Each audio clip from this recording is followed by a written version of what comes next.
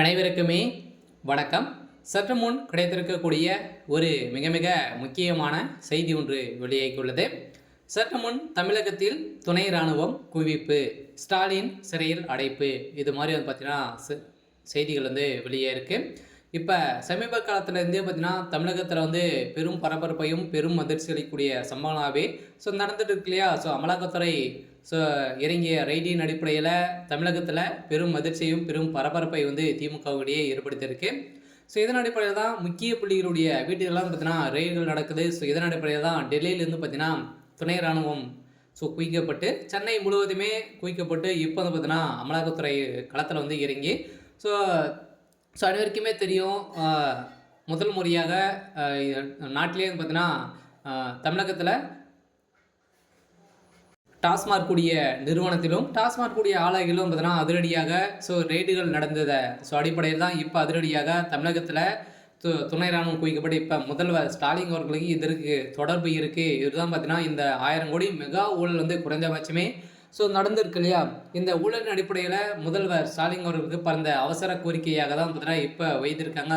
செந்தில் பாலாஜியுடைய பதவியும் அதே மாதிரி ஜெகத் ரக்ஷனுடைய சம்மந்தப்பட்ட நிறுவனங்களும் ரைடுகள் நடந்தது. இதே மாதிரி தான் முதல்வர் ஸ்டாலின் அவர்களுக்கு இது ஒரு பெரும் நெருக்கடியை ஏற்படுத்தி தரக்கூடிய நிலைக்கு தான் இப்போ உருவாகிருக்கு. இதை பற்றி இந்த வீடியோவில் பார்க்கலாம். அதுக்கு முன்னாடி நம்ம சேனலுக்கு இப்போ தான் நீங்கள் முதல் முறையாக வந்திருக்கீங்க அப்படின்னா மறக்காமல் நம்மளுடைய சேனலை சப்ஸ்கிரைப் பண்ணி சப்போர்ட் பண்ணுங்கள்.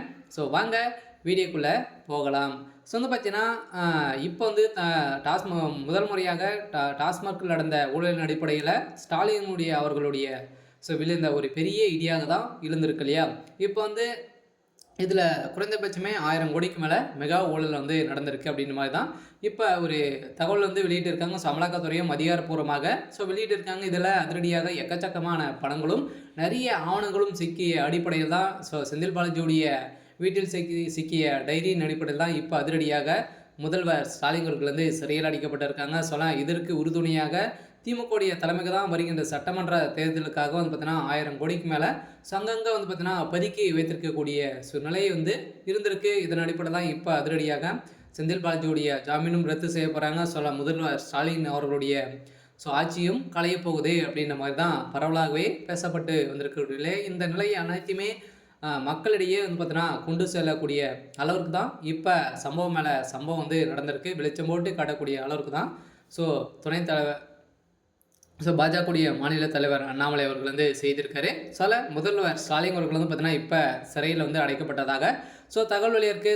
முதல்வர் அவர்களுடைய கதை ஒட்டுமொத்தமாக முடிந்திருக்கு. செந்தில் பாலாஜி அவர்கள் செய்த சம்பவத்தின் அடிப்படையில் இப்போ திமுகவுடைய கூட்டமே காலியாகக்கூடிய அளவுக்கு தான் இப்போ நடந்திருக்கு. இருந்தாலும் என்ன நடக்க போகுது அப்படின்றத வெயிட் பண்ணி பார்க்கலாம். இது மாதிரி செய்திகளை தெரிஞ்சுக்கணும் அப்படின்னா மறக்காமல் நம்மளுடைய சேனலை சப்ஸ்கிரைப் பண்ணி சப்போர்ட் பண்ணுங்கள். தேங்க்யூ.